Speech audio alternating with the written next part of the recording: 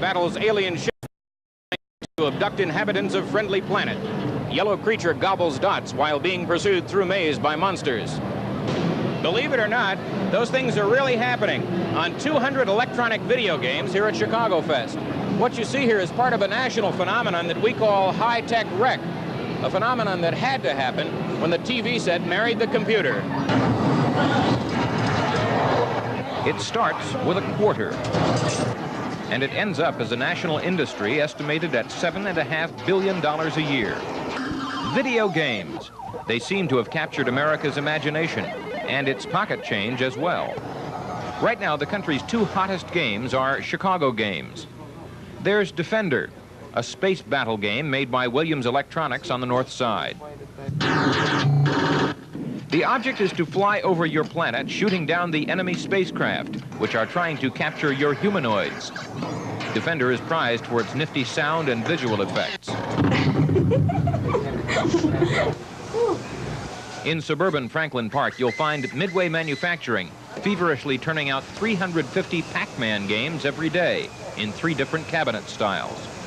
Pac-Man is known as the cute game. A voracious little yellow globe gobbles up golden dots and various kinds of fruit, all the while being pursued by 4 hungry monsters, which can themselves be eaten at crucial moments. Both Defender and Pac-Man are wildly successful, and their corporate marketing executives think they know why. The video games are becoming more and more popular, and it's because today's generation grew up on television. They're diving at you, they're bombing you, and here you are, one guy fighting off the whole universe of aliens, and you do get a certain amount of thrill and excitement and a feeling of, boy, when you conquer this game, you really come away satisfied. We're only limited on video games by the video game designers and engineers' imaginations. Anything they can come up with, we can put on that TV set. The big explosion in coin-operated video games began in 1979 with Space Invaders. It, like Pac-Man, was designed in Japan, where both games became national crazes. Williams Electronics projects $200 million in revenues this year. Midway expects to do at least that well. Both companies are riding the crest of the video wave that this year will see Americans drop 300 billion quarters into the machines. Tomorrow night, on part 2 of High Tech Rec, we will meet a teenage video game wizard.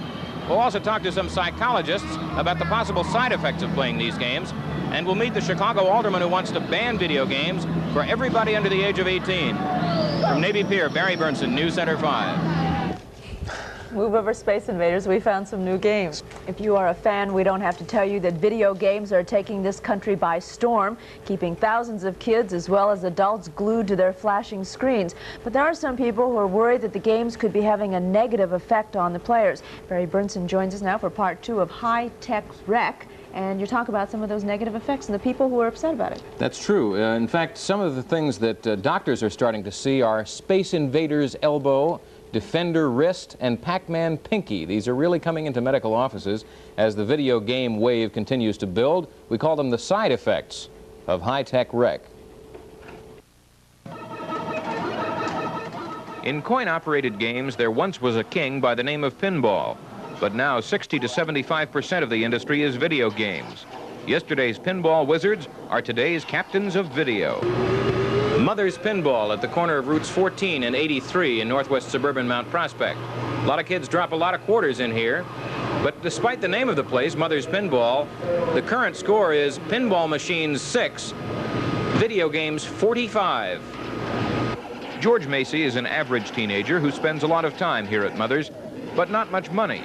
He is so skillful at playing the game Defender that he can make a single quarter last for an hour or more by earning additional plays or attack waves. One day last month, at age 14, George racked up 1,774,125 points. No one else has ever come close, at least in the known universe. Well, when you're playing the game, you always get the green men down at the bottom so that they don't pick up your men and turn into mutants, because when that happens, you can give up the game, because when you lose your world, there's no way of getting out of it. The planet can blow up. Yeah, the planet can blow up and you go into space. These videos a lot more, probably the funnest thing is designing one. That's what I like to do the most. There are those who say the impact of video games isn't all good. Dr. Sherry Turkle, a sociologist at MIT, says these games emphasize power, aggression, macho, and manipulation. We talked about that with two Chicago psychologists. One of the things that makes people upset is that kids hang around and are obviously having a good time, and I think that people always get nervous when that's happening. So I think that some of the dangers are overstated. But if there's any danger in these games, it seems to me it's that breaking up of the social contacts, that's such a loner sort of activity. Well, besides the feeling of competence, I think there's also an added benefit of exposure to the video screen and getting prepared for the advent of the computer age. Chicago Alderman Patrick Hewells believes that where there are video games, there could be trouble. In the residential areas of his Bridgeport ward, Hewells says some small unlicensed arcades have become storefront hangouts, breeding gangs and drug traffic. Hewells wants to ban the games in Chicago for people under age 18. They're too close to the school, they're too close to the church, or they're in the middle residential zone. And the kids congregating, people, they're blocking the sidewalk and just hanging around. We have fine parks throughout our city. We have the Valentine's Boys Club. There's other forms of recreation that the kids can get involved in. The Hewells game ban ordinance will probably come up before the City Council next month.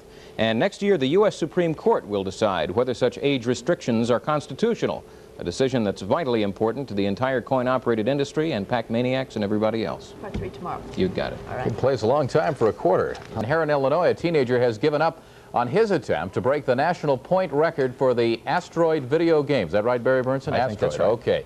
John Jones made more than 20 million points after playing for 41 hours on a quarter. The record is nearly 26 million points, and if you want to know anything about video games, this is the man that can tell you about it, Barry Burnson. Tonight you're going to give us part 3 on his report, High Tech Rec. What is High Tech Rec? Well, it's recreation that is high technology, you know. Makes sense. Video game makers believe that their products are starting to attract a whole new market. Adults, especially women, who would not have been caught dead playing pinball. The competition in this industry is so fierce the game makers won't even tell me the names of their new games, which are due out in October. But we did manage to get a glimpse into the future. What Sam Dicker does for a living is to invent video games. He's one of the resident computer geniuses at Chicago's Williams Electronics Company. Last year, Dicker co-designed Defender, which right now is the #1 coin game in the country. Sam uses this computer for a process he calls birthing, developing new effects for games yet to be invented. The road from here to finished video game may end up costing a company $1 million. But nationwide, Defender is currently earning nearly $8 million a week. What makes a good video game designer? Well, you have to be a science fiction fan, you have to be a programmer, you have to be kind of an artist. We actually have to first please ourselves, and we're about the most finicky players around. We've played every game until we're bored of it. Just like a movie, you want to get lost in it. You want to forget that you're playing a game. You want to, you know, when the game's over, you want to suddenly realize that you're in the arcade. At Mother's Pinball in Mount Prospect, companies send their prototype games to be tried out in the field. Here, players can play games not yet available anywhere else. We watch the players, we check to see how long they play the game. They'll tell us it's too fast, it's too slow, it's too easy to play, it's too hard to play. Then there are the pirates, companies which illegally copy a successful game, undercut prices, and get out of the market before the legitimate manufacturer can take the case to court. This is the original Pac-Man. This is a rip-off version. In this business, timing is everything for both player and marketing exec. The life of a video game is basically 6 months to a year, depending upon the popularity of the game. And as players roll up higher and higher scores, the video game companies will try to roll up higher and higher profits. A new game being placed on location will always draw the player's first quarter. The secret in this industry is to get his second quarter and his third quarter and his fourth quarter and his fifth quarter. Well, the obvious question is, of course, how long will this smashing success last for video games? Well, there are plenty of new competitors in the field, each one taking more or less of the players' 300 billion quarters a year in this country. Home video game owners will soon be able to buy their own versions of Asteroids, Galaxians, and Pac-Man. So for the video warrior, it appears the sky is the limit, and we should note finally the U.S. military is about to start using modified video games to train aircraft pilots and tank drivers. High Tech Rec.